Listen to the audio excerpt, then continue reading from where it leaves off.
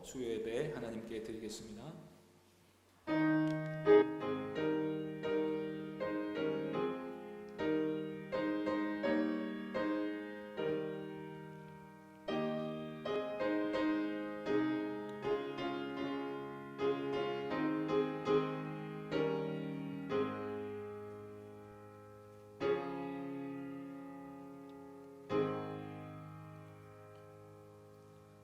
하나님 아버지, 오늘도 저희에게 하나님의 은혜와 진리를 사모하는 마음을 주시니 감사드립니다.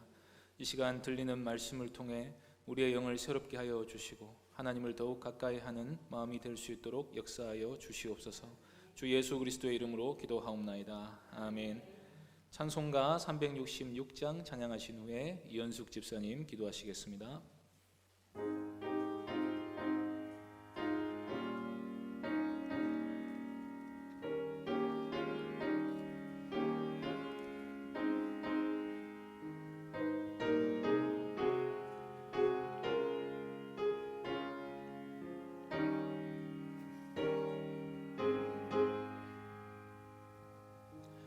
어두운 내 눈 밝히사 진리를 보게 하소서.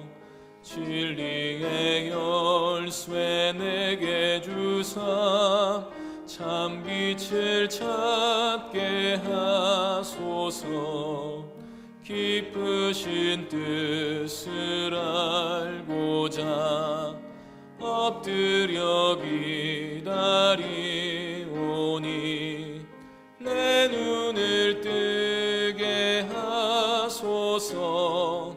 성령이여 막혀진 내 귀 여시사 주님의 귀한 음성을 이 귀로 밝히 들을 때에 내 기쁨 한량 없겠네. 깊으신 뜻을 알고자 엎드려 기다리오니 내 귀를 열어주소서.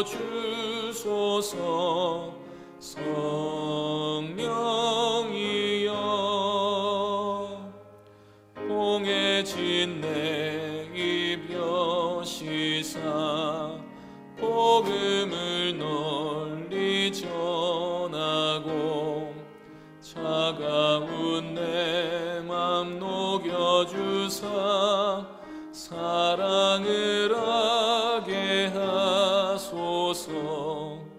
깊으신 뜻을 알고자 엎드려 기다리오니 내 입을 열어주소서.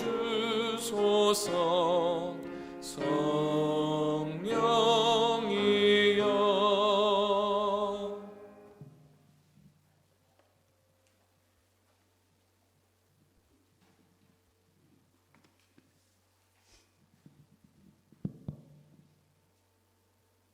하나님 아버지, 하나님의 은혜를 감사드립니다. 때를 따라 도우시는 하나님의 은혜에 힘입어 저희들 살아가게 하심을 감사드립니다. 저희가 하나님을 믿노라 하면서 제대로 믿지 못한 우리의 불신앙을 용서하여 주옵소서. 이 시간 저희들에게 회개의 영을 허락하셔서 정결하게 하시고 새롭게 하여 주옵소서. 말씀과 기도로 거룩함을 이루어 가게 하셔서 날마다 주님께 나아가며 닮아가는 성숙함을 이루게 하옵소서. 오늘도 저희들이 주님 전에 나와서 마음을 열고 예배드립니다. 찬양과 영광을 받으시기에 합당하신 하나님 아버지, 온전히 홀로 영광 받으시오며 성령님께서 임재하여 주옵소서. 세우신 목사님의 말씀이 능력으로 임하셔서 말씀 충만, 은혜 충만케 하옵소서. 교회 임시 예배 초소 이전과 새 교회당 건축을 위해서 기도드립니다. 모든 성도들이 한마음이 되어서 오직 하나님의 이름만 높이며 기쁨으로 동참하여 더욱더 예배의 풍성함을 누리게 하옵소서. 앞서 수고하시는 손길들에게 하나님의 크신 은혜와 위로와 지혜를 주옵소서. 이 모든 가정들을 순조롭게 인도해 주시고 또 이 모든 일들을 통해 교회가 더 견고히 세워지는 은혜를 주옵소서. 이번 주부터 여름 성경학교가 시작됩니다. 이 어려운 여건 가운데서도 우리 자라나는 세대들이 하나님을 더 알아가게 하시고 예수 그리스도로 충만해지는 시간들이 되게 하옵소서. 지금 계속되는 코로나19 자연재해, 무더운 더위와 장마 가운데서도 우리 모든 성도님들의 건강을 지켜주옵소서. 환난 가운데서도 믿음을 지키며 각 사람의 필요를 따라 간절한 소원과 기도 제목을 들어 응답하여 주옵소서. 특별히 연로하신 어른들과 영육으로 연약한 성도님들에게 주님께서 친히 찾아가 주셔서 위로해 주시고 소망을 주옵소서. 이 모든 말씀을 예수님 이름으로 기도드리옵나이다. 아멘.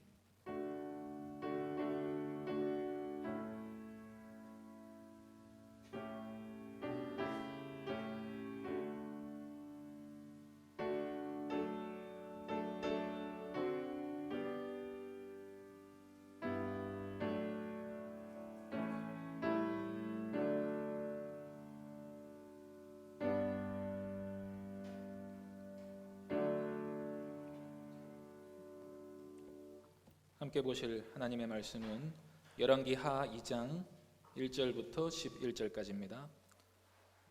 열왕기하 2장 전체가 본문인데 2장 1절부터 11절까지만 교독하겠습니다. 구약성경 561쪽입니다. 열왕기하 2장 1절부터 11절까지 한 절씩 교독하겠습니다. 여호와께서 회오리 바람으로 엘리야를 하늘로 올리고자 하실 때에 엘리야가 엘리사와 더불어 길갈에서 나가더니 엘리야가 엘리사에게 이르되 청하건대 너는 여기 머물라 여호와께서 나를 베델로 보내시느니라 하니 엘리사가 이르되 여호와께서 살아계심과 당신의 영혼이 살아있음을 두고 맹세하노니 내가 당신을 떠나지 아니하겠나이다 하는지라. 이에 두 사람이 베델로 내려가니 베델에 있는 선지자의 제자들이 엘리사에게로 나와 그에게 이르되 여호와께서 오늘 당신의 선생을 당신의 머리 위로 데려가실 줄을 아시나이까 하니 이르되 나도 또한 아노니 너희는 잠잠하라 하니라. 엘리야가 그에게 이르되 엘리사야 청하건대 너는 여기 머물라 여호와께서 나를 여리고로 보내시느니라. 엘리사가 이르되 여호와께서 살아계심과 당신의 영혼이 살아있음을 두고 맹세하노니 내가 당신을 떠나지 아니나이다 하니라. 그들이 여리고에 이르매 여리고에 있는 선지자의 제자들이 엘리사에게 나와 이르되 여호와께서 오늘 당신의 선생을 당신의 머리 위로 데려가실 줄을 아시나이까 하니 엘리사가 이르되 나도 아노니 너희는 잠잠하라. 엘리야가 또 엘리사에게 이르되 청하건대 너는 여기 머물라 여호와께서 나를 요단으로 보내시느니라 하니 그가 이르되 여호와께서 살아계심과 당신의 영혼이 살아있음을 두고 맹세하노니 내가 당신을 떠나지 아니하겠나이다 하는지라. 이에 두 사람이 가니라. 선지자의 제자 50명이 가서 멀리 서서 바라보매 그 두 사람이 요단가에 서 있더니 엘리야가 겉옷을 가지고 말아 물을 치매 물이 이리저리 갈라지고 두 사람이 마른 땅 위로 건너더라. 건너매 엘리야가 엘리사에게 이르되 나를 내게서 데려감을 당하기 전에 내가 내게 어떻게 할지를 구하라. 엘리사가 이르되 당신의 성령이 하시는 역사가 갑절이나 내게 있게 하소서 하는지라. 그대 내가 어려운 일을 구한도다. 그러나 나를 내게서 데려가시는 것을 네가 보면 그 일이 내게 이루어지니와 그렇지 아니하면 이루어지지 아니하리라 하고. 함께 읽겠습니다. 두 사람이 길을 가며 말하더니 불수레와 불말들이 두 사람을 갈라놓고 엘리야가 회오리 바람으로 하늘로 올라가더라. 아멘. 이 시간 승천을 본 엘리사라는 제목으로 하나님 말씀 전하겠습니다. 사역을 시작할 때가 있으면 끝맺을 때가 있습니다. 아무리 위대한 하나님의 사람이라도 그 사람이 영원히 살아있을 수는 없습니다. 하나님이 가장 귀하게 들어 쓰신 종도 때가 되면 수고를 그치고 하나님 품으로 돌아가게 하십니다. 때문에 사역이 계속해서 이어지기 위해서는 후임이 필요합니다. 선임자의 사역과 사명과 정신을 이어받아 하나님의 일을 할 사람이 있어야 그 세대에 하나님의 말씀이 계속해서 흐를 수가 있는 것입니다. 우리는 이런 예를 성경 여러 곳에서 찾을 수 있습니다. 모세가 죽자 여호수아가 그 뒤를 이어서 가나안 정복 사업을 완수했습니다. 모세는 전무후무한 지도자였지만 때가 되자 모든 일을 내려놓아야 했습니다. 여호수아는 모세의 율법대로 순종해서 이스라엘을 성공적으로 이끌었습니다. 여호수아가 죽은 후에 이스라엘은 사사시대를 맞이하게 되는데 그 원인 중에 하나가 여호수아의 뒤를 이어 이스라엘을 지도할 사역자가 없었던 것입니다. 하나님께서는 하나님께 거룩히 구별되어 자신의 삶을 온전히 드린 사람들을 통해서 자신의 백성들을 다스리십니다. 그래서 모세는 하나님께 올라가기 전에 후임을 세워서 이 백성으로 하여금 목자 없는 양같이 되게 하지 말아달라고 하나님께 간구했던 것입니다. 같은 의미에서 사도 바울은 순교를 앞두고 디모데에게 자신의 사명을 위임했습니다. 베드로는 각 교회 장로들에게 자신의 사명을 위임했습니다. 하나님의 집을 말씀으로 인도하고 직분자들을 잘 세워서 교회를 다스리게 할 것을 명했습니다. 하나님이 일하시지만 하나님께서는 일반적으로 사람들을 통해서 일하시기 때문입니다. 이런 사실들을 보면 헌신된 사람들이 교회 안에 있어야 교회가 하나님 나라의 복을 풍성히 누릴 수 있다는 사실을 알게 됩니다. 오늘 살펴볼 열왕기하 2장의 말씀은 익히 잘 아시는 대로 엘리야가 자신의 모든 사역을 다 마치고 엘리사가 그 사명을 위임받는 장면입니다. 이 아름다운 세대 교체가 있었기 때문에 북이스라엘은 하나님의 말씀을 엘리야의 승천 이후로 무려 50년이나 더 들을 수 있었습니다. 엘리야는 엘리사, 엘리야 자꾸 이렇게 헷갈릴 텐데 집중해서 들으시기 바랍니다. 엘리야는 바알 숭배에 빠진 오므리 왕조에 맞서서 홀로 하나님의 말씀을 전하면서 정말 많은 고생을 했습니다. 엘리야가 이세벨의 협박을 받을 때 죽기를 구했지만 하나님은 그것을 허락하지 않으시고 후임을 세워야 한다고 말씀하신 바가 있었습니다. 이제 때가 되자 하나님은 엘리야의 눈에서 눈물을 닦아주시려고 하십니다. 그 모든 고난을 영광으로 바꾸어 주시려고 하십니다. 그런데 엘리야는 올라가면 그만이지만 남아있는 사람들이 있지 않습니까? 하나님의 마음은 항상 범죄한 이스라엘에게 머물러 계십니다. 그러니 헌신된 사람들이 조금 고생이 되더라도 이 세대를 향한 주님의 고난에 동참하기를 하나님께서 바라시는 것입니다. 저희 집에 애가 둘이 있는데 둘째는 이제 막 2돌이 지났습니다. 둘이서 한 장난감을 가지고 놀면 다툴 때가 있는데 그러면 부모가 공정하게 이 문제를 다루어 줘야 되는데 그렇지 않고 오빠에게 그만 동생에게 양보해 주어 버리라고 말해버립니다. 좋은 육아 방법이 아니라고 하지만 아직 동생이 어려서 아무것도 모르니까 오빠가 양보하면 어떨지를 먼저 묻게 됩니다. 아직 오빠도 어리고 억울한 점이 있는데 공정하게 이 문제가 해결되지 않고 항상 오빠가 손해를 보아버리는 게 부모의 뜻이 되어버리는 것입니다. 저는 신자의 고난도 같은 의미에서 해석이 되는 측면이 있다고 생각합니다. 하나님이 세상을 긍휼히 여기십니다. 예수님이 십자가 위에서 죽으실 때에 저들이 하는 일을 저들이 알지 못한다고 했습니다. 개념이 없어서 하나님의 아들을 십자가에 못 박는지를 모른다고 하신 것입니다. 그러면 개념이 있는 우리는 어떻게 됩니까? 주님의 고난에 동참하게 되는 것입니다. 스데반 집사님처럼 주님이 하신 말씀을 그대로 반복하는 것입니다. 저들이 하는 일을 알지 못하기 때문에 우리가 고난을 당한다고 말하는 것입니다. 그래서 성경은 우리가 손해를 보고 억울한 일을 당해야 한다고 말씀합니다. 진리의 말씀을 전파하다가 세상으로부터 외면을 받는 자리에 있어야 한다고 말씀합니다. 그렇게 인내해야 잃어버린 양들을 건질 수 있기 때문입니다. 그래서 하나님은 어떤 시대에도 그렇게 하나님 편에 구별되어서 애매한 고난을 당할 사람을 지금도 찾고 계십니다. 그러면 하나님이 때가 되면 수고를 그치고 이제까지 당했던 고난과는 비교할 수 없는 칭찬과 영광을 상급으로 주실 때가 오게 됩니다. 엘리야가 바로 그랬습니다. 엘리야는 다윗의 시대 같았으면 이스라엘 나라에서 영광스러운 자리를 얻을 만한 능력과 실력을 가진 인물이었습니다. 그러나 지금 이스라엘은 배교 상태에 있습니다. 그래서 뛰어난 영성과 실력이 있어도 외로운 싸움을 싸워야 하는 입장이 되었습니다. 그래서 엘리야는 사실 그 개인적인 마음을 보면 탄식과 눈물로 일생을 보내야만 했습니다. 그러면 끝입니까? 결코 그럴 수 없습니다. 하나님이 언젠가 갚아주실 날이 오게 되어 있습니다. 그 표대를 바라보며 엘리야가 달려갔던 것입니다. 빌립보서에서 사도 바울은 이런 말씀을 합니다. 빌립보서 1장 20절 21절 읽겠습니다. 나의 간절한 기대와 소망을 따라 아무 일에든지 부끄러워하지 아니하고 지금도 전과 같이 온전히 담대하여 살든지 죽든지 내 몸에서 그리스도가 존귀하게 되게 하려 하나니 이는 내게 사는 것이 그리스도니 죽는 것도 유익함이라. 일단 바울은 자기가 살고 죽고 하는 문제보다 그리스도께서 내 안에서 사시는 게 더 중요하다고 말합니다. 엘리야도 물론 그런 마음으로 사역을 했습니다. 그러나 그렇다고 해서 이 세상에서 고생하는 게 더 좋다는 말은 아닙니다. 그 이어진 22절에서 24절 말씀도 보겠습니다. 그러나 만일 육신으로 사는 이것이 내 일의 열매일진데 무엇을 택해야 하는지 나는 알지 못하노라.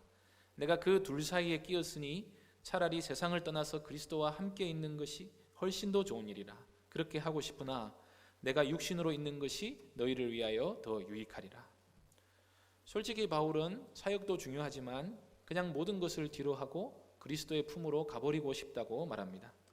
그러나 지금 육신으로 있는 것이 교회를 위해 더 유익하기 때문에 삶이 계속해서 연장되고 있는 것 같다고 말하고 있는 것입니다. 바울 개인을 위해서라면 그만큼 수고했으면 하늘나라 가버리는 게 최선입니다. 그게 제일 좋은 일입니다. 그러나 하나님은 이 세대를 향해서 바울이 일하기를 원하십니다. 잃어버린 영혼들을 위해 하나님의 일을 하기를 원하십니다. 그래서 육신으로 남아서 여전히 고난을 더하고 있는 것입니다. 엘리야 역시도 호렙산에서의 경험 후에도 계속해서 이스라엘의 회복을 위해 남은 삶을 아낌없이 바쳤습니다. 그러면 때가 되면 하나님이 그 모든 수고를 그치게 하십니다. 이제 드디어 돌아갈 때가 되었습니다. 그토록 바라고 사모하던 이 삶을 끝낼 때가 왔습니다. 하나님께서 그 모든 눈에서 눈물을 닦아주실 날이 다가왔습니다. 하지만 세상에서의 일은 아직도 지지부진합니다. 엘리야가 있을 때에도 이 모양이었다면 엘리야가 가고 난 뒤의 상황은 얼마나 더 나빠지겠습니까? 그래서 하나님은 엘리사가 엘리야 일을 감당할 수 있도록 그를 훈련시키시고 능력도 주시고 은혜도 베풀어 주십니다. 그러면 하나님은 엘리사를 어떻게 인도하셨습니까? 엘리사가 엘리야의 뒤를 잇는 이야기를 통해서 우리가 하나님 나라에 헌신된 사람이 되려면, 하나님 나라에 쓰임 받으려면 무엇이 필요한지를 함께 살펴보도록 하겠습니다. 우선 본문 2장 1절을 보시면 엘리야와 엘리사는 지금 길갈에 있습니다. 2장 1절 보시겠습니다.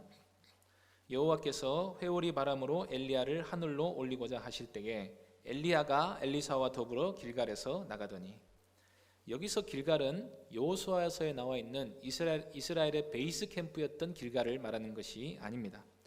이스라엘에는 길갈이 두 군데가 있는데 동선을 보면 다른 길갈을 말하는 게 분명합니다. 지도를 한번 보시겠습니다.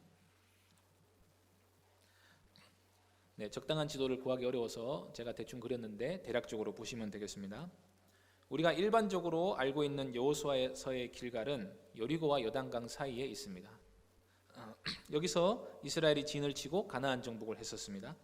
그런데 열왕기 하 2장에서의 동선을 보면 엘리야와 엘리사가 길갈에서 베델로, 또 베델에서 여리고로, 여리고에서 요단강을 건너서 동쪽으로 가는 것으로 되어 있습니다. 그래서 위치상 요단강 바로 서쪽에 있는 길갈에서 베델로 갔다가 다시 동쪽으로 여리고 갔다가 이게 지그재그로 왔다 간다 한 것이 아니라 왼쪽에 있는 실로 옆에 있는 길갈에서 출발해서 동쪽으로 쭉 나갔다고 보는 게 옳을 것 같습니다. 이렇게 진행하면서 엘리야와 엘리사가 들렀던 장소는 오늘 본문에서 보면 주로 선지자들의 제자들, 이런 선지자들의 제자들이 집단 생활을 하고 있는 곳이었습니다. 그와 동시에 길갈이나 베델은 북이스라엘의 우상숭배의 중심지 역할을 했던 곳입니다. 북이스라엘의 초대 왕이었던 여로보암이 금송아지 우상을 세운 곳이 바로 베델입니다. 그리고 길갈에서 가까운 실로는 사무엘 선지자 시대에 성막이 있던 장소였는데 북이스라엘이 배교하고 나자 그곳에 있던 선지자 무리들도 함께 타락했던 것 같습니다. 아모스 4장 4절에서 5절 보면 하나님은 이스라엘을 향해서 이런 책망을 하십니다. 너희는 베델에 가서 범죄하며 길갈에 가서 죄를 더하며 아침마다 너희 희생을 3일마다 너희 11조를 드리며 누룩 넣은 것을 불살라 수은제로 드리며 낙헌제를 소리내어 선포하려무나 이스라엘 자손들아 이것이 너희가 기뻐하는 바니라 주 여호와의 말씀이니라. 베델과 길갈은 종교적 성지이자 예배를 드리는 장소였지만 우상 숭배의 장소, 또 하나님을 잘못 섬기는 장소로 타락했음을 지적하신 말씀입니다. 엘리야가 마지막 길을 떠나면서 이러한 장소를 들렀다는 것은 우리 하나님의 자녀들, 하나님 백성들의 주된 사역지가 타락한 세상에 있음을 보여주는 것입니다. 어떤 의미에서는 엘리야 같은 선지자가 나타나지 않는 게 훨씬 더 좋은 것입니다. 위대한 선지자가 나타나고 놀라운 기적이 일어나는 시대는 그만큼 악한 시대입니다. 그래서 엘리야의 주된 사역 무대도 우상 숭배가 만연한 곳이 될 수밖에 없었고 영적으로 타락한 곳에서 눈물을 삼키며 하나님 나라의 도래를 기대하는 선지자의 제자와 같은 무리들이 그 안에서 일어날 수밖에 없는 것입니다. 그래서 어쩌면 엘리야는 자신이 떠나기 전에 제자들을 보고 격려하기 위한 목적으로 마지막 여행을 했을 수 있습니다. 그런데 이 부분에서 중요한 것은 제자들의 서로 다른 반응입니다. 엘리사와 다른 제자들의 반응이 서로 엇갈립니다. 길갈에서 나가기 전에 엘리야는 엘리사에게 이제부터는 나 혼자 갈 테니까 여기 그만 머물러 있으라고 말합니다. 왜냐하면 하나님이 자신을 베델로 보내기 때문이라는 것입니다. 처음에 엘리야가 엘리사를 만났을 때 겉옷을 던져서 엘리사가 후계자로 선택되었다 하는 사실을 표시했습니다. 그때 엘리사를 선택한 분은 엘리야가 아니라 하나님이셨습니다. 엘리야는 하나님의 명령에 의해서 엘리사를 데리고 다닌 것뿐이었습니다. 그런데 여기서 우리는 엘리사가 자신의 의지를 가지고 엘리야를 따라다니고 있음을 간과해서는 안 됩니다. 엘리사는 이미 시대적 사명을 가지고 여호와 하나님을 대언하는 엘리야의 사역에 자신의 일생을 바치기로 결단한 상태였습니다. 하나님의 부르심 못지않게 엘리사의 개인적인 헌신이나 사명에 대한 확신도 중요합니다. 하나님은 사람을 기계처럼 다루지 않으시기 때문입니다. 망치를 쓸 때에는 망치에게 내가 너를 써도 되는지 물어보지 않아도 됩니다. 그러나 사람을 쓸 때는 그 의지가 발휘되도록 해야 합니다. 노예를 쓴다 할지라도 스스로 일하게 해야 하는 것이지 노예의 팔다리를 들고 일할 수는 없는 노릇입니다. 특히 하나님은 우리의 자유의지를 결코 침해하지 않으십니다. 그래서 하나님의 일을 할 때에는 스스로가 자기 의지에 의해서 자발적으로 헌신하는 것이 필수적입니다. 하나님께서는 이번에 엘리야를 통해 엘리사가 스스로 자신의 삶을 들여서 이 악한 세대를 감당할 마음이 있는지를 테스트하려고 하시는 것입니다. 그래서 엘리야가 하나님이 나를 베델로 보내시니까 너는 여기 머물러 있으라고 했습니다. 여기서 엘리사가 떨어져 나가면 죽음까지도 각오하고 선지자의 길을 걷기로 한 것이 아닌 게 되는 것입니다. 이때 엘리사는 하나님께 맹세를 해버리죠. 엘리야를 절대로 떠나지 않을 거라고 하나님의 살아계심을 두고 맹세를 해버립니다. 맹세까지 해버리니까 엘리야로서는 이제 엘리사를 이제 데리고 다니지 않을 수가 없었습니다. 그래서 둘이 베델에 도착을 했더니 선지자의 제자들이 마중을 나왔습니다. 그리고 엘리사에게 이런 말을 합니다. 여호와께서 오늘 당신의 선생을 당신의 머리 위로 데려가 갈 줄을 알고 있느냐? 엘리사도 물론 알고 있으니까 잠잠히 하고 있으라고 했습니다. 이 제자들은 알기는 알고 있습니다. 그러나 따르지는 않습니다. 반면에 엘리사는 알고 있으면서도 아무 말 하지 않고 잠잠히 따르고 있습니다. 엘리사나 다른 제자들이 엘리야를 흠모하고 의지한다 하는 점에서는 공통점이 있습니다. 엘리사뿐 아니라 다른 제자들도 엘리야의 영이 오늘 떠날 것을 알고 있습니다. 성령께서 가르쳐 주신 것입니다. 그런데 이 둘의 차이점은 따르느냐 따르지 않느냐 하는 데 있습니다. 각 성에 있는 선지자의 제자들은 하나님을 떠난 이스라엘의 상황을 슬퍼하면서 경건한 공동체를 만들었습니다. 하나님 나라가 임하기를 소망하며 이스라엘 나라의 현실을 두고 토론하며 기도하면서 매일을 보냈을 것입니다. 여호와의 선지자들을 핍박하는 시대에 선지자의 제자가 된다는 것 자체로 이 제자들의 모습은 존중받아 마땅합니다. 그들은 스스로 가난과 고생을 택했고 세상의 즐거움을 다 버렸습니다. 그러나 이들이 끝내 선지자가 되지는 못하고 그 제자들로 남아있을 수밖에 없는 이유가 바로 여기에 있습니다. 사생결단을 내지 못하는 것입니다. 자기를 부인하고 자기를 완전히 부인하고 자기 십자가를 지고 주님을 따르고 있지 못하는 것입니다. 옳은 게 무엇인지 알지만 적극적으로 따르지는 못하고 있습니다. 말은 많지만 실천은 부족합니다. 반면에 엘리사는 잠잠히 스승을 따르고 있습니다. 스승의 마지막 길이 무엇인지 알고 있지만 이제 자기가 결국에는 선지자가 되어야 하기 때문에 그 길을 끝까지 걸어가는 모습을 보이고 있습니다. 그래서 엘리야가 베델에서 엘리사를 두고 가려 할 때에도 또다시 맹세를 하며 따라갑니다. 그리고 나서 여리고에서 요단을 건너 동편으로 가려 할 때에도 끝까지 엘리사를 따라갑니다. 요단을 건널 때에도 엘리사는 끝까지 엘리야를 따라가고 그 나머지 선지자의 제자들은 50명이나 같이 따라 나섰지만 그저 멀리서 바라만 보고 있습니다. 7절 말씀 보시겠습니다. 선지자의 제자 50명이 가서 멀리 서서 바라보매 그 두 사람이 요단가에 서 있더니, 멀리 서 있으니까 요단강이 갈라지는 모습을 확실히 보지 못하는 것입니다. 이들이 왜 멀리 서서 바라만 보았는지는 분명하지 않습니다. 기본적으로 이 사람들은 엘리야의 제자들은 아닙니다. 엘리사처럼 직접적으로 부르심을 받지 않은 게 가장 큰 원인일 수 있습니다. 그래서 따르고 싶어도 따르지 못하고 그저 마지막 가는 길을 보고 싶은 마음에 멀찍이 서 있을 수는 있습니다. 이유야 그렇다 할지라도 이것이 바로 엘리사와 나머지 제자들의 차이를 만드는 것입니다. 하나님이 부르셔서 일하는 진짜 일꾼들은 멀리 서서 바라만 보고 있지 않습니다. 끝까지 따라가게 되어 있습니다. 엘리사가 말없이 스승을 끝까지 따른 이유는 9절에 나타나 있습니다. 건너매 엘리야가 엘리사에게 이르되 나를 내게서 데려감을 당하기 전에 내가 내게 어떻게 할지를 구하라. 엘리사가 이르되 당신의 성령이 하시는 역사가 갑절이나 내게 있게 하소서 하는지라. 나를 이렇게까지 따라다니는 이유가 뭐냐? 무엇을 얻기를 바라고 이렇게 끝까지 어려운 길을 가려 하느냐? 라고 물었을 때 엘리사의 대답이 무엇입니까? 당신의 성령의 역사가 갑절이나 내게 있기를 원합니다 라고 말한 것입니다. 엘리야가 어떤 사람입니까? 하늘에서 불을 내린 사람이 아닙니까? 기도했더니 3년 6개월간 비가 안 오고 다시 기도했더니 하늘에서 비를 내리게 한 인물이 아닙니까? 그런 사람의 능력을 갑절이나 달라고 구한 것입니다. 엘리야는 이 말을 듣고는 내가 어려운 일을 구한다고 말했습니다. 우리가 여기서 생각해야 할 점은 성령은 기본적으로 2배, 3배, 4배 하는 식으로 기계적으로 계량해서 받을 수 없다는 것입니다. 갑절이라고 해서 그러니까 꼭 정확히 2배를 달라는 의미는 아닙니다. 엘리사는 근본적으로 성령의 능력을 구하고 있습니다. 자신이 이제 엘리야의 뒤를 이어 사역을 해야 하는데 이 일이 자신의 능력으로 할 수 있는 일이 아니라는 것을 정확하게 알고 있는 것입니다. 게다가 자신이 지금 엘리야처럼 자기가 꽤 훌륭한 신령한 사람이라는 그런 확신도 없습니다. 그래서 사역을 위한 준비는 나름대로 열심히 하지만 막상 자신이 이 일을 감당해야 된다니까 부담이 밀려온 것입니다. 그래서 엘리야에게 있는 성령의 역사가 갑절은 내게 있어야 이 일을 감당할 수 있겠다 생각하고 끝까지 따라붙었던 것입니다. 물론 하나님이 어떤 사람에게는 더 큰 능력으로 임할 수도 있습니다. 그러나 그것은 시대 상황에 따라 다른 것이고 하나님이 하고자 하시는 일에 따라 다를 수 있습니다.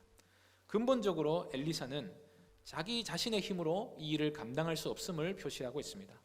오직 성령이 임하셔야만 스승이 했던 사역을 자기가 감당할 수 있을 거라고 믿고 있었던 것입니다. 이 말을 듣자 엘리야는 그랬으면 좋겠지만 그게 내 맘대로 되는 일은 아니라고 말하고 있습니다. 10절 보겠습니다. 이르되 내가 어려운 일을 구하는도다. 그러나 나를 내게서 데려가시는 것을 내가 보면 그 일이 내게 이루어지려니와 그렇지 아니하면 이루어지지 아니하리라 하고, 성령을 내가 갑절이나 주고 말고를 그 내가 할 수 있는 일이 아니다. 하나님이 허락하셔야만 그런 일이 일어나는 것이다 라고 말합니다. 엘리야도 엘리사에게 그런 일이 임할지를 확신하지 못하고 있습니다. 엘리야나 엘리사 모두 하나님의 주권을 철저하게 인정하고 있는 것입니다. 우리를 성령의 능력에 사로잡히게 하실지 아닐지는 철저히 하나님의 주권에 속한 일입니다. 하나님이 마음대로 하십니다. 그 사실을 인정해야 합니다. 성령의 능력이라는 게 우리가 1시간 기도하면 1시간만큼 나타나고 2시간 성경 읽으면 그만큼 더 나타나고 하는 식으로 되지 않습니다. 우리가 무슨 수양을 하고 도를 쌓으면 그만큼의 비례해서 성령의 능력이 더 나타날 거다라고 생각하는 것은 사실상 우리를 자랑하는 교만에 해당합니다. 경건이 곧 성령 충만을 보장하는 것은 아닙니다. 물론 우리가 경건한 삶을 살면 하나님이 우리를 충만하게 해주실 것입니다. 그런데 그것은 우리가 꼭 경건해서가 아니라 하나님이 우리를 충만하게 해주시는 것입니다. 그렇게 해서 경건을 추구하게 하시는 것이지 하나님은 그것과 상관없이 항상 자유롭게 일하실 수 있다 하는 사실을 결코 잊지 말아야 합니다. 따라서 엘리사가 보인 태도처럼 성령의 능력은 우리가 사모해야 하는 것입니다. 언제 어떻게 임할지 모르지만 그것이 하나님의 주권에 속한 영역이기 때문에 사모하는 자에게 더해 주실 줄로 믿어야 하는 것입니다. 우리가 무슨 수로 제자로서의 사명을 감당하겠습니까? 무슨 수로 세상을 이기고 복음 전파를 위한 삶을 살겠습니까? 무슨 능력이 있어서 우리가 죽음 앞에서도 예수께서 그리스도다 하는 고백을 담대히 할 수 있겠습니까? 예수님의 말씀은 이것입니다. 오직 성령이 너희에게 임하시면 너희가 권능을 받고 내 증인이 되리라 라고 하신 것입니다. 그 말씀을 들을 예수님의 제자들이 한 일은 성령의 임하심을 사모하며 일심으로 기도한 일이었습니다. 이 자세가 중요합니다. 우리의 능력으로 되는 게 아니라는 사실을 인정해야 됩니다. 우리의 경건으로 되는 게 아니라는 사실을 인정해야 됩니다. 하나님 나라는 말에 있지 않고 능력에 있는 것입니다. 무슨 능력입니까? 성령의 능력입니다. 사람을 변화시키고 복음을 전파하게 하고 우리가 예상치 못했던 일을 이루게 하시는 능력이 성령께만 있는 것입니다. 우리는 그저 도구에 불과합니다. 빨리 이 사실을 깨달아야 합니다. 내가 이만큼 경건하면 이만큼 능력이 나타날 거라고 기계적으로 적용하지 말아야 합니다. 예를 들어 이웃에게 복음을 전할 때 이만큼 기도했으니까 그 자리에서 능력이 나타날 거라며 자기의 경건을 의지한 태도는 잘못된 것입니다. 복음을 전하는 그 순간에도 성령의 능력을 구해야 합니다. 자기의 행위를 의지하지 말아야 합니다. 엘리사처럼 끝까지 따르는 삶 위에 성령께서 자기를 붙들어 주시기를 구하는 겸손하고도 합당한 자세가 우리에게 있어야 한다는 것입니다. 엘리야는 하나님이 나를 데려가시는 장면을 엘리사가 목격하면 그 간구를 하나님이 들어주신 것으로 이해할 수 있다고 했습니다. 만일 엘리사가 목격을 하지 못하면 엘리사를 하나님이 택하신 건 아니다 하는 사인으로 받아들이라는 것입니다. 그러면서 두 사람이 계속 대화하면서 길을 가고 있는데 갑자기 불수레들과 불말들이 두 사람을 갈라놓더니 엘리야가 회오리 바람을 타고 하늘로 올라가 버렸습니다. 엘리사가 바로 그 장면을 보았습니다.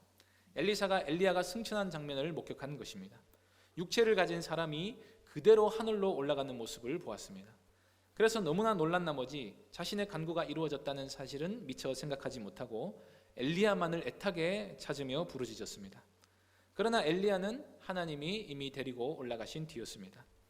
그때 처음에 엘리사가 소명을 받을 때처럼 엘리야의 겉옷이 엘리사 위에 떨어졌습니다.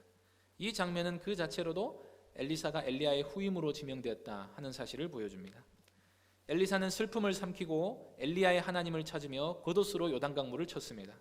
그랬더니 강물이 이리저리 갈라져서 엘리사도 마른 땅을 건너게 되었습니다. 이 사건을 통해 엘리사는 엘리야에게 임했던 성령이 자기에게도 임했다 하는 사실을 깨닫게 됩니다. 그렇다면 여기서 엘리사가 위임을 받는 장면에서 요단강물이 갈라졌다는 사실이 우리에게 말해주는 바가 있을까요? 요단강은 꼭 물을 갈라서 마른 땅을 건너야만 건널 수 있는 강은 아닙니다. 그런데 하나님은 엘리사에게 왜 갈라진 요단강을 두 번이나 건너게 하셨습니까? 역사적으로 요단강이 갈라진 사건은 여호수아가 이끈 이스라엘 군대가 가나안 정복을 위해 진군할 때 처음 갈라진 것입니다. 그때 모세는 요단강 동편에서 죽었습니다.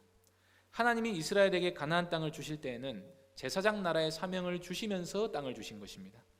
그래서 이스라엘이 땅을 차지하기 위한 가장 중요한 조건은 언약을 이행하는 것입니다. 율법을 지키면 땅을 유지할 수 있다 하는 조건으로 하나님과 언약을 맺었습니다. 그런데 이스라엘이 언약을 배반했습니다. 하나님의 말씀을 떠났고 바알을 숭배함으로써 완전히 배도의 길을 걸었습니다. 그런 악한 시대에 선지자가 나타나서 하는 일은 율법으로 돌아가라는 메시지를 전하는 것입니다.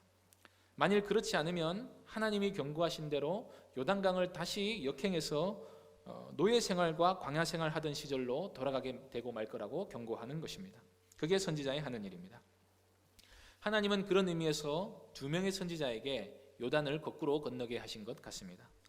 그리고 선지자로서의 사명을 감당하기 위해 이스라엘이 처음 받은 사명이 무엇인지를 상기하게 했습니다.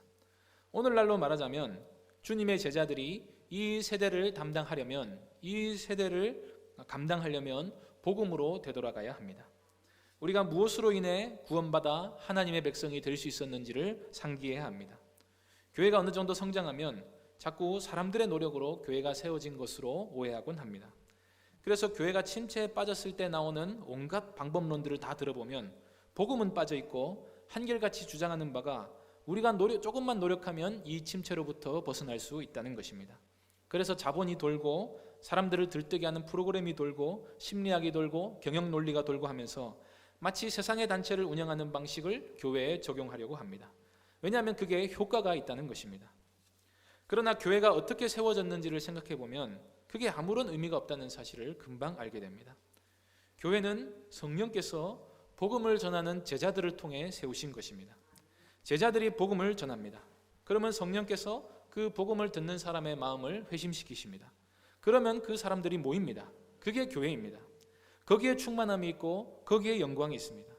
그게 우리가 그토록 바라고 원하던 과거의 아름다운 교회의 모습이었습니다. 만나기만 하면 즐겁고 예배 시간이 항상 감격스러운 때가 바로 그때였습니다. 우리 교회가 복음으로 세워진 교회라는 사실을 알 때 그 안에서 충만함을 누릴 수 있었던 것입니다. 예전에 수련회를 하면 왜 그렇게 충만함을 많이 느꼈습니까? 거기 복음이 있고 하나님의 은혜만을 간구하는 간절한 마음이 있었기 때문입니다. 저는 제가 중고등학교 때부터 시작해서 청년 때쯤까지 이런 변화가 계속되었습니다. 처음에는 수련회가 말씀 듣고 찬양하고 기도하고 그게 전부였습니다. 그런데 점점 많은 프로그램들이 들어왔습니다. 체험이 많아지고 레크레이션이 많아졌습니다. 체육대회가 생겼고 캠프파이어가 들어왔습니다. 저는 지금 이런 것들이 잘못되었다고 말하는 것은 아닙니다. 얼마든지 할 수 있고 또 의미도 있다고 생각합니다. 문제는 우리가 과거에 그런 프로그램들을 했기 때문에 교회가 충만함을 누릴 수 있었다고 생각하는 것입니다. 결코 그럴 수 없습니다. 복음만이 교회를 세우고 복음만이 교회를 충만하게 합니다. 성령께서는 복음으로만 사람을 살리고 세우십니다. 바로 이 사실을 먼저 확실하게 해야 합니다. 엘리야나 엘리사도 바로 거기서부터 시작해야 했습니다. 하나님과의 언약을 기억하는 데서부터 시작해야 했습니다. 선지자가 현실 문제를 다루기 전에 먼저 현실 문제가 어디로부터 비롯되었는지 그 근원으로 되돌아갈 필요가 있습니다. 그래서 먼저 이 문제를 정확하게 다룰 수 있는 실력을 갖춘 뒤에 인식을 바르게 한 뒤에 현실 문제를 다뤄야 하는 것입니다.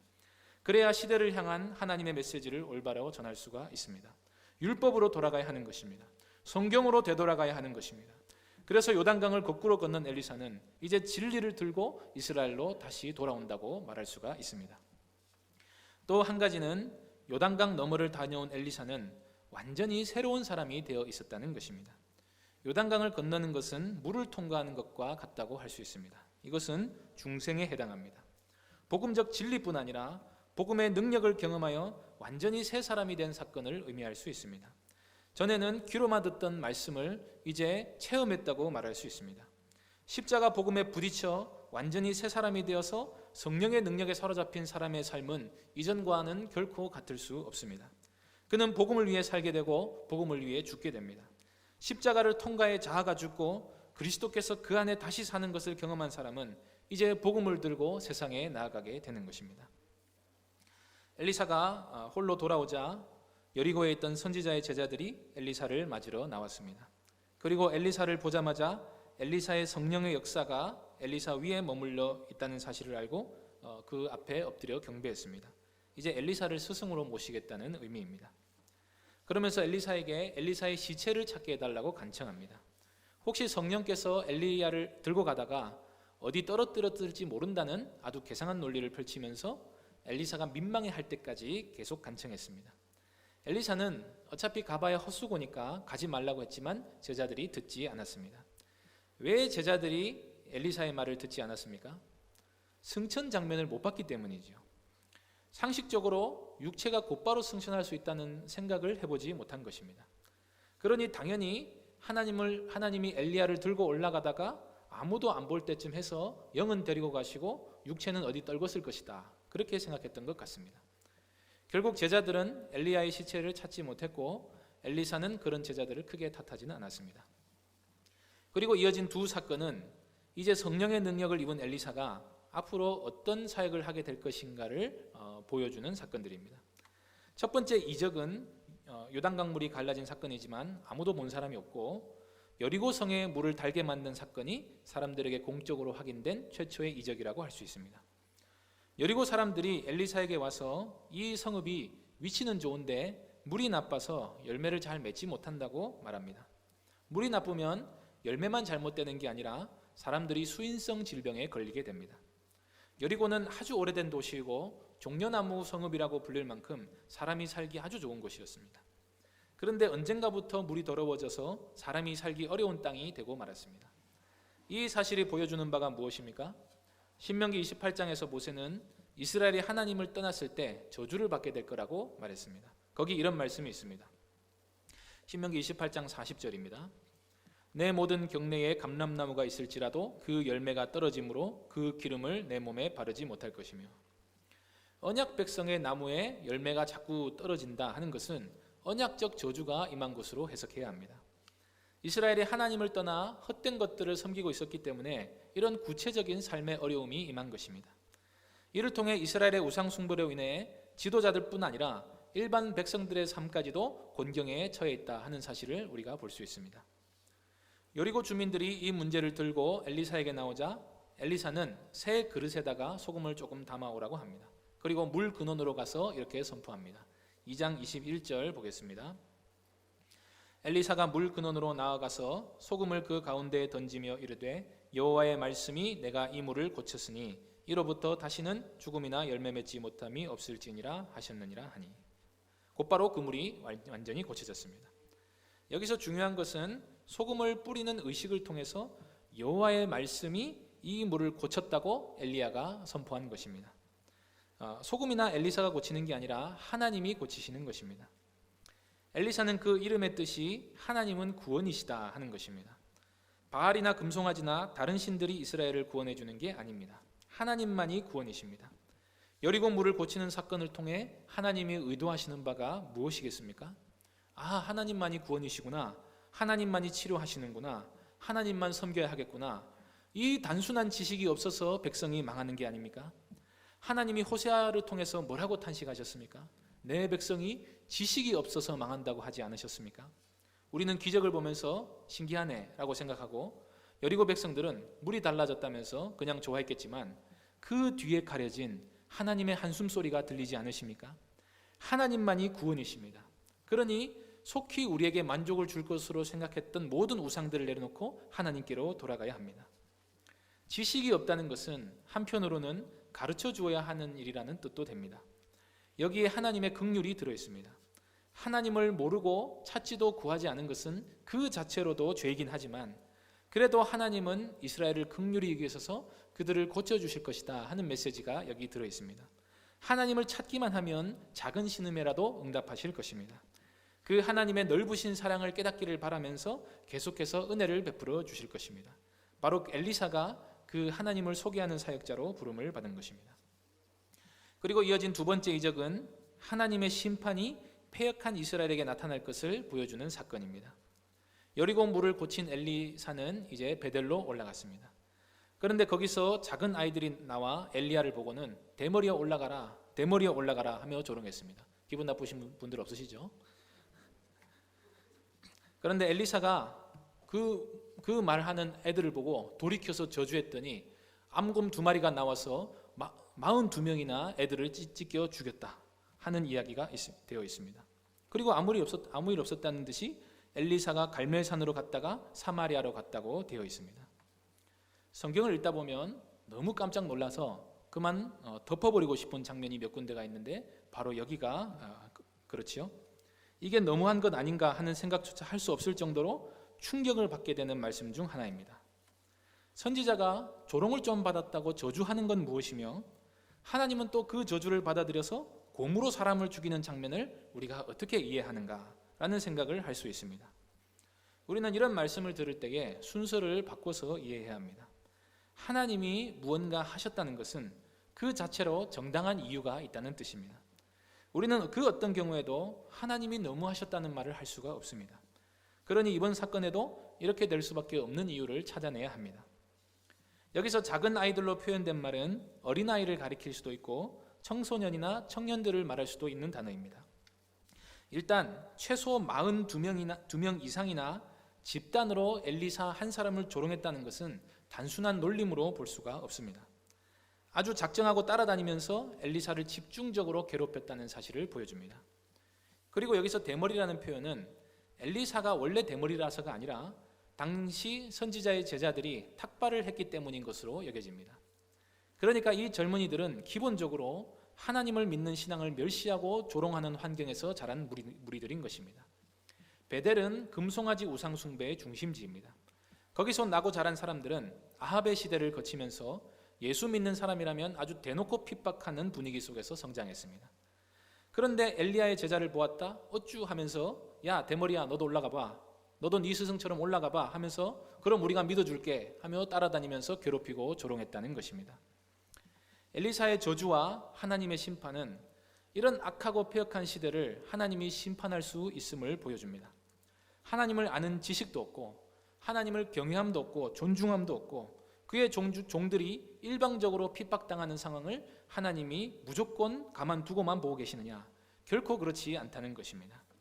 하나님의 말씀을 대언하는 선지자를 박해하는 것은 하나님을 대적하는 것입니다. 이 말은 복음을 대적하는 사람은 복음 전하는 사람뿐 아니라 하나님을 대적하는 것과 같다는 말입니다.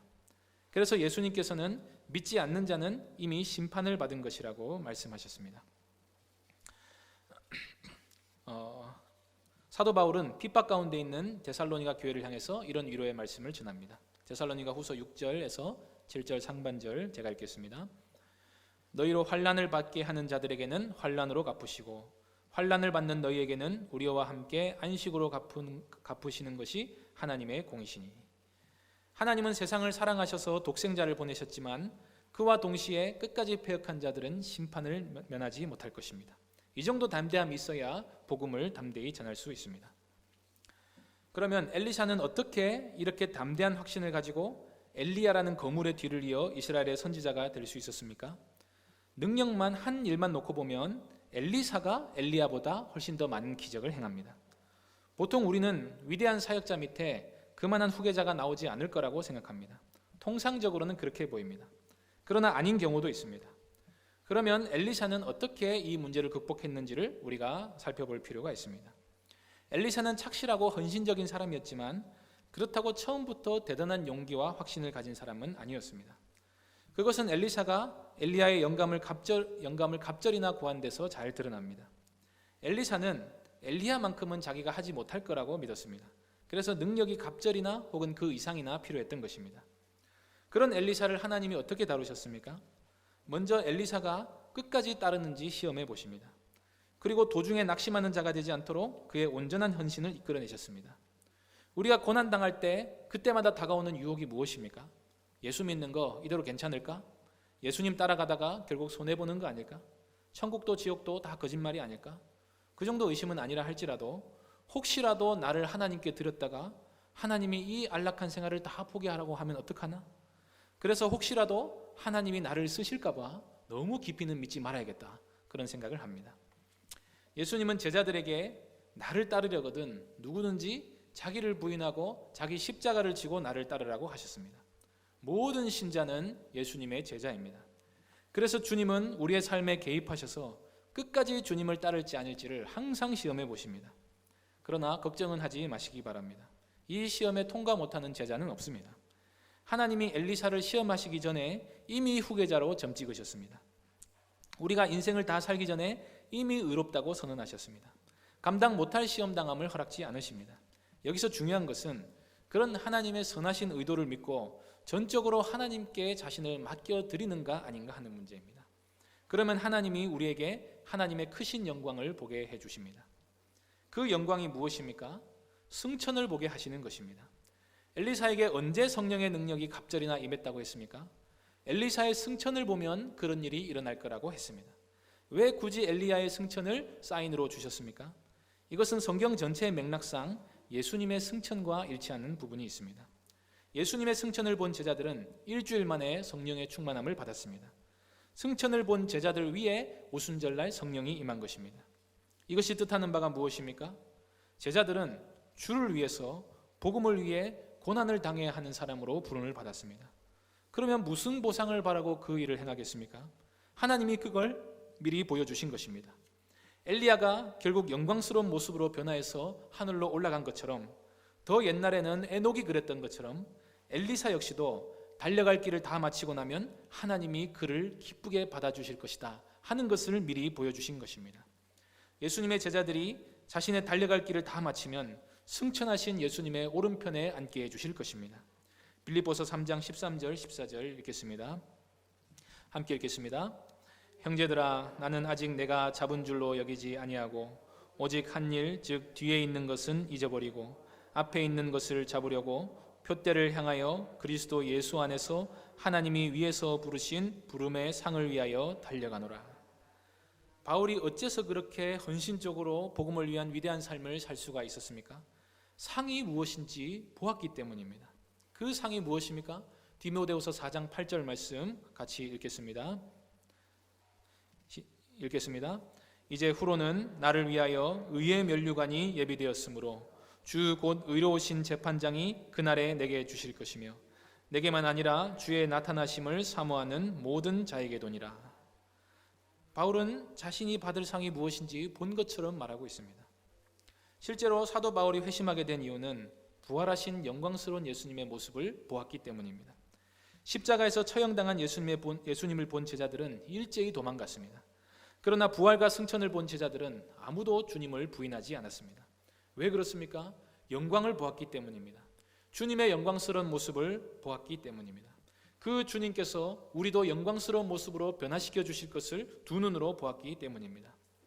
오늘날 우리 역시도 복음을 우리의 삶의 전부로 여기며 온전히 헌신된 삶을 살려면 이처럼 눈으로 본 게 있어야 합니다.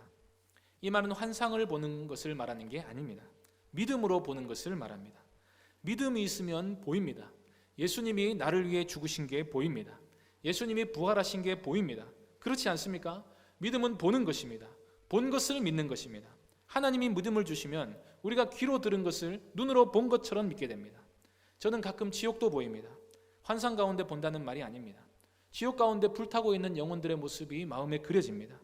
그러면 몸서리가 쳐지면서 오해를 받더라도 진짜 복음을 전해야겠다는 생각이 듭니다. 그와 동시에 마음이 괴로울 때는 천국이 마음에 그려지기도 합니다. 거기 가면 주님이 두 눈에 눈물을 닦아주실 것이 보입니다. 충만할 때는 이게 보입니다. 그런데 믿음이 약해지면 보이는 건 세상뿐입니다. 그러면 주를 위해 모든 것을 드리며 살아갈 수가 없습니다. 하나님 나라의 복을 적극적으로 누리며 살지 못하고 선지자의 제자들처럼 수수방관하며 적당히 경건생활하는 정도로 그칠 수밖에 없습니다. 결국 보는 게 우리의 신앙의 모든 태도를 결정해 버리는 것입니다. 부활을 보셨습니까? 승천하신 예수님이 하늘 보좌에서 우리를 다스리시는 모습이 보이십니까? 그런 교리를 들으면 그 때문에 기쁨과 감사가 넘치는 경험을 하고 계십니까? 이게 없으면 결코 주님을 따르지 못합니다. 사람들은 무엇을 보았느냐에 따라서 그 언행심사가 다 결정되어 버립니다. 우리가 믿음으로 주님의 나라를 보면, 영광스러운 주님을 만나기만 하면 누구나 자신의 삶을 드리게 됩니다. 결국 그만큼 살지 않는다는 것은 그만큼 믿지 않는다는 것이고, 그만큼 믿지 못한다는 것은 본 게 없다는 뜻입니다. 하나님께 그러므로 믿음을 달라고 구하시기 바랍니다. 충만한 믿음을 구하시기 바랍니다. 이 믿음을 구하는 자세로 날마다 기도하고 성경을 묵상하시기 바랍니다. 이 세대를 본받지 말고 악인들의 꾀와 죄인들의 길을 따르지 마시기 바랍니다. 그러면 하나님께서 우리에게 주님의 나라의 영광을 보여주시게 되어 있습니다. 이 영광을 보기를 구하시기를 바랍니다. 복음에 담겨있는 모든 사실들을 깊이 체험하게 해주시기를 구하시기 바랍니다. 죄 사함의 은혜를 충만히 누리셔야 합니다. 부활이 눈앞에 일어난 사건처럼 믿어지고 소망하게 되어야 합니다. 영생을 지금 여기서부터 누려야 합니다. 이런 보는 믿음이 먼저입니다. 하나님이 우리 각자의 믿음의 분량대로 그 나라의 영광을 우리 눈에 보여주시기를 소망합니다. 그래서 우리에게 주신 은혜대로 확신과 담대함을 가지고 복음의 충만함을 누리면서 하나님 나라를 위해 쓰임받게 되는 귀한 주님의 제자들이 되시기를 간절히 바랍니다. 하나님 아버지, 우리에게 하나님 나라의 복이 무엇인지 보여주시고 그 영광을 보여주셔서 주님 나라를 위해 살게 하여 주시니 감사합니다. 그러나 우리에게 여전히 확신과 담대함이 필요합니다. 하나님 나라를 위해서 더 우리가 많이 일하고 싶지만 우리에게 믿음이 부족해서 주저할 때가 많습니다. 우리에게 충만한 믿음을 허락해 주셔서 우리로 하여금 이 세대를 담당하게 하여 주시옵소서. 주 예수 그리스도의 이름으로 기도하옵나이다. 아멘. 귀한 말씀 감사드립니다. 광고는 주보를 참고해 주시기 바랍니다. 찬송가 197장 찬양하겠습니다.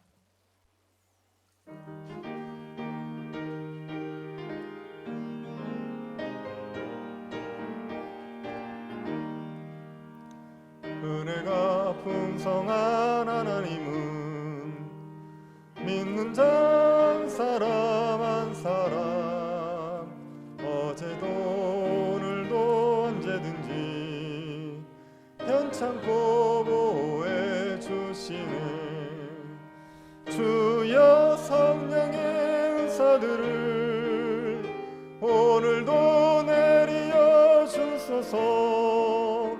성령의 뜨거운 불길로서 오늘도 충만케 하소서.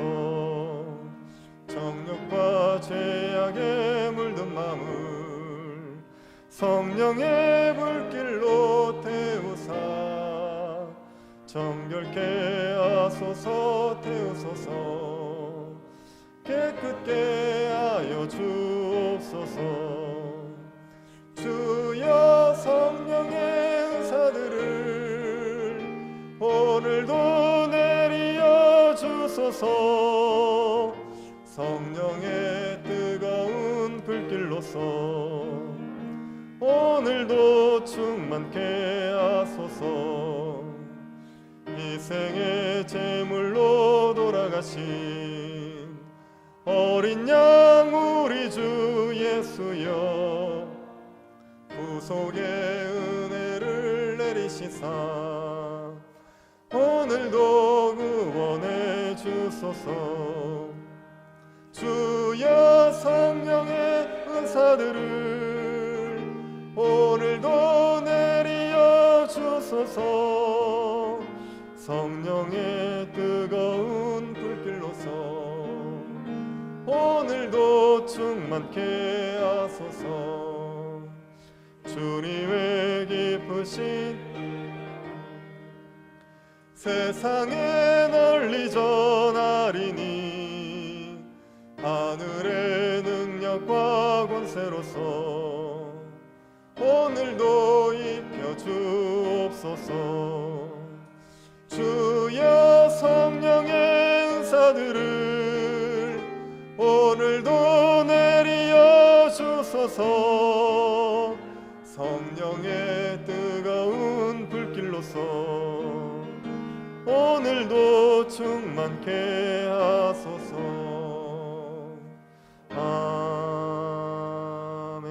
아멘.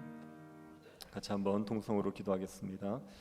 예수 그리스도의 승천을 우리가 믿음의 눈으로 보게 하여 주시고 부활의 영광 소망하면서 우리가 고난의 길을 걸어갈 수 있게 해달라고 기도합시다.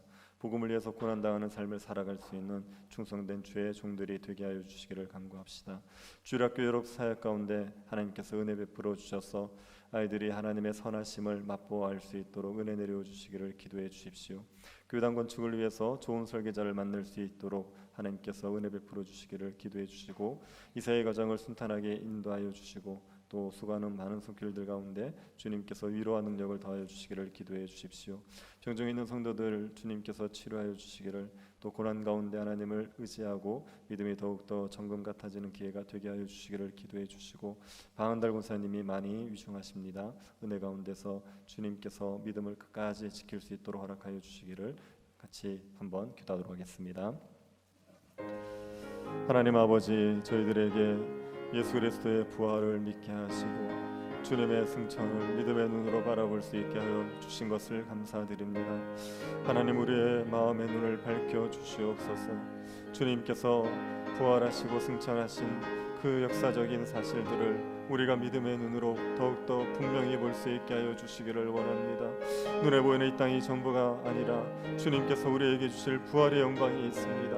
주님께서 우리에게 주실 영생이 있습니다.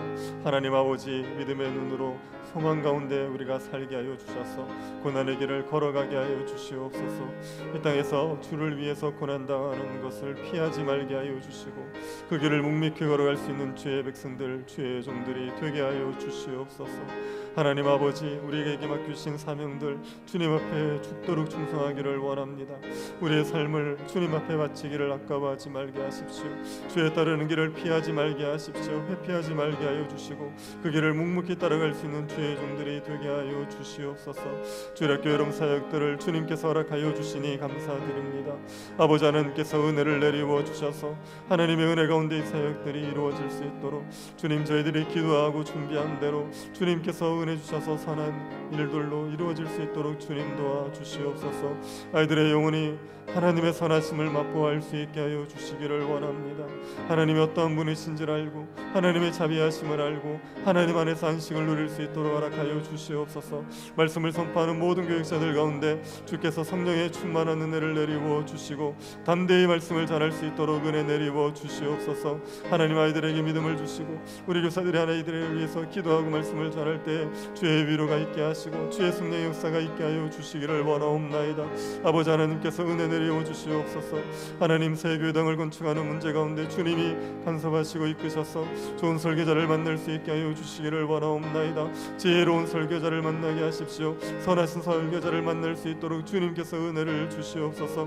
하나님 아버지, 주님께서 이 사회 과정 가운데 함께 하시고 안전사고 없게 하여 주시고 하나님의 은혜로 말미암아 모든 일들이 순탄하게 진행되게 하여 주시옵소서. 수고하는 분들 가운데 주의 위로를 주시기를 원합니다. 주의 손길을 허락하여 주시고 주의 평강을 허락하여 주시기를 원하옵나이다. 주께서 우리 안에 은혜를 내리워 주시옵소서. 병중에 있는 성도들에게 주님께서 위로를 주시고 믿음을 더욱더 견고하게 하여 주시고 믿음 안에 굳게 설 수 있도록 허락하여 주십시오.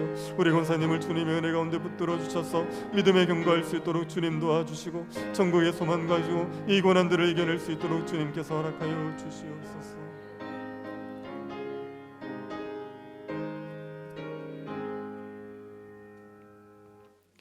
지금은 우리 주 예수 그리스도의 은혜와 하나님의 사랑과 성령의 교통 유로하심이 부활을 소망하며 복음을 위해서 고난을 받으며 살아가기를 소원하는 주의 거룩한 백성들에게 지금으로 영원토록 함께 있을지어다.